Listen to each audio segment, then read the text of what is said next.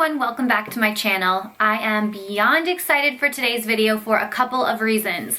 One, we get a fresh manicure. I have been dying to paint my nails for probably 3 days now. Just like chomping at the bit. Could not wait to do this, but I knew I needed to film a week 3 update. So this video is also exciting because it is the 3rd installment of my rehab manicure mini series, if you will. And today we are moving on to gel. So my nails have had almost 3 weeks to grow. For me, this is a good length. It's long enough where there's a little growth in the back, but I would love to see maybe 2 more weeks worth of growth before they reach the ideal length. And the easiest, most efficient way for me to grow my nails is to do gel manicures. I find that when I have gel on, they're stronger, they last longer, they're less prone to break or chip, and I really get that desired length that I'm looking for. So today we are going to do that, and I am very, very excited to have a mani that lasts perfectly for like 2 weeks. I'm gonna bring the camera down when I do the nails, and I'm going to show you how I shape them because right now they're pretty squoval, and I really want to shape them into a more round and almond look. They're really not long enough to create the true shape, but if I shape them now in the next week or 2, they really will fill out exactly how I want them to. I've had a few requests for shaping videos lately, so I really want to try to take some time to show you that today. That's really it. There's not too much else I want to talk about. I'm probably going to voice over most of this video, but before we get started, I just want to share one thing really quickly because a subscriber and follower reached out to me recently asking if she could send me some of her homemade candles because she has an amazing Etsy shop, and I was like, of course, I love candles. This is like my favorite time of year to burn them, and she put together the most generous package filled with her homemade soy candles as well as some wax melts. And she gave me an awesome coupon code in case you guys would like to check out some of her products as well. So her company is called Zeniful Scents. You can find the shop on Etsy. I'm gonna link it below, and she makes all of these homemade soy wax candles. Now the wax actually lasts longer, which means more burn time, and all of her scents are free of carcinogens, reproductive toxins, and they are blended with essential oils. So this one is Apple Crisp. It's a mixture of apple, cinnamon, and clove. It smells so good. I think this is the one that I'm gonna burn today. But what I really love about her candles is she puts these little dried fruits and other embellishments at the top. So this one here, it's like a little bit of dried apple. I think that's a cinnamon stick, and that must be the clove. This one here is pumpkin pie. This is made with nutmeg, pumpkin, and graham cracker. Oh, I don't know, maybe I need to burn pumpkin pie. But that's a little more Thanksgiving. This one smells so good. So here you can see the clove and the pumpkin seeds. It's just such a beautiful candle. And then the last one here is gingerbread. This one has ginger, cinnamon, and sugar. I love candles. I just want to burn them around the whole house. But here is the beautiful inside of this one. I think what I'm going to do is burn apple today. I will save pumpkin pie for the Thanksgiving season, and then we'll move on to gingerbread come Christmas time. And then I have all these delicious wax melts that I'll share in another video at a later date. But if you're interested in picking up some new candles for yourself or maybe as holiday gifts, I know it's really important for a lot of us to start shopping small, myself included. So please support my girl Kirsty at Zeniful Scents. She gave me a coupon code BELLA15, which you can apply at checkout to get you a little discount. And let me know if you order anything. Her stuff is like grade A. I always like to set the mood when I'm doing my mani. I actually don't have a coffee or tea, but normally I would make one.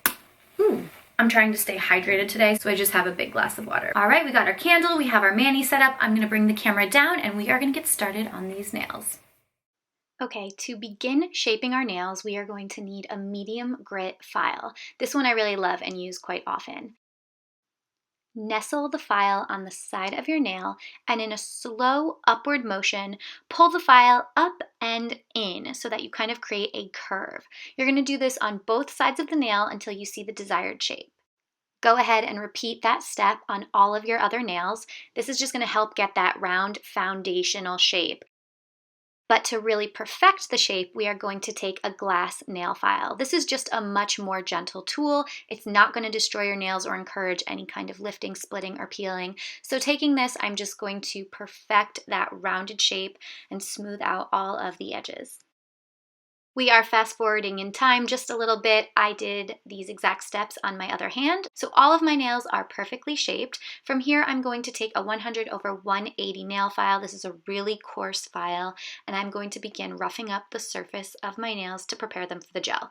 Now, I like to rough up my nails around the perimeter, so just around the cuticle area, but never on the top because the top is grown out, exposed, and you don't want to weaken. At the end of the day, buffing down your nails is weakening your nails, so I try to do as little of this as possible, but still enough to make sure that the gel polish will hold and last. I've tested out a few different methods, and I find that roughing up just the perimeter does work best because that is where the edge of the gel is going to be adhering, and that is where you would be most likely to experience any lifting. Once all of the nails have been prepared, I'm just going to rinse them with water quickly to remove any of this dust that's floating around. And now they are ready to be polished. So I'm going to take the Gelish pH Bond and apply a thin coat of this to all of my nails. It basically dries them out, prepares them for the base coat, helps to make sure there is no dust or oils left on your nails. And then from here, I'm going to take the Gelish Foundation, Soak Off Polish, and begin applying a thin coat to all of my nails. Now, gel polish is a little tricky because you don't want to get any polish on the cuticle. So there are some instances in this manicure where the brush did touch my cuticle, but I cleaned it up kind of out of frame. You want to be very careful and keep the brush away from the skin around your nails because that will encourage lifting and it will prevent your manicure from lasting as long as it should. Once they are all painted, turn on your light and pop them in to cure.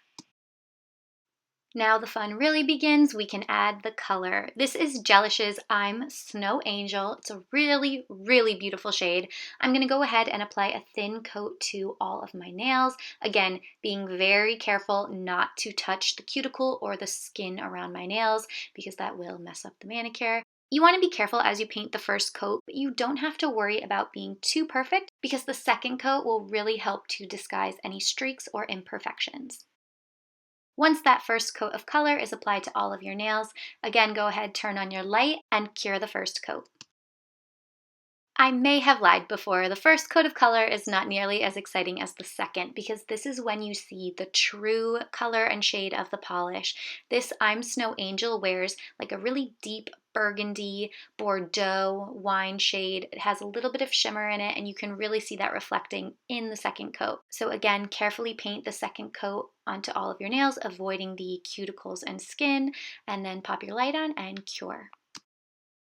We are all finished with the color and it is time for a top coat. So using the Gelish's Top It Off, I'm going to paint a nice coat on top of all of my nails and do my best to cap the edges. This is an important step if you want to prevent any lifting or chipping at the edges of your nails. Again, if you happen to flood the cuticle or get some polish on the skin around the outside of your nail, try to clean up as you go. Once the top coat is on, pop them into the light and cure.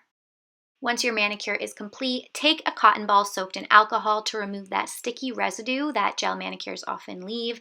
After this, your nails will be 100% dry to the touch. They will be shiny and perfect, ready to go. I hope you found this step-by-step tutorial helpful.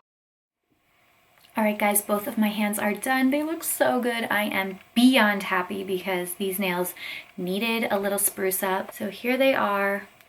They definitely look pretty short, but I know next week or the week after they will be in near perfect shape and really the ideal length that I prefer. I didn't put any cuticle oil on yet, but here is one of my cuticle oil samples, which I'm still working on. I, of course, will keep you posted on when that is launching and the name and everything like that. It's definitely been a labor of love. And then this is the Olive and June hand serum, which still loving this.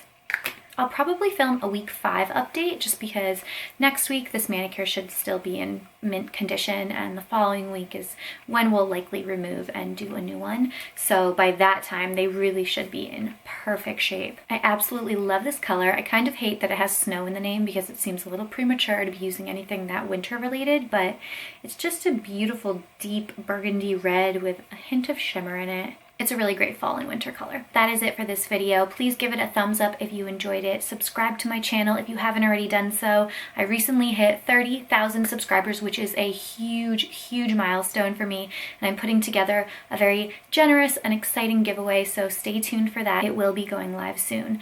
Everything that I used and mentioned will be linked below. Thank you so much for watching, and I will see you in my next one.